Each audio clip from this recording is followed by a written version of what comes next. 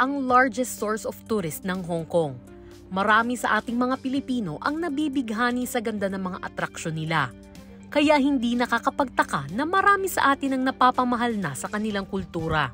Patuloy din ang pakikipag-ugnayan natin sa Hong Kong sa pagpapalawak ng ating fintech at logistics sectors. Naganap ang isang business seminar na dinaluhan ng ilang local government members, academe, media at mga negosyante na kung saan tinalakay ang kahalagahan ng pagkakaroon ng digitized logistics sa pagpapalakas ng ekonomiya ng bansa. Ang layuning ito ay suportado ng Department of Trade and Industry.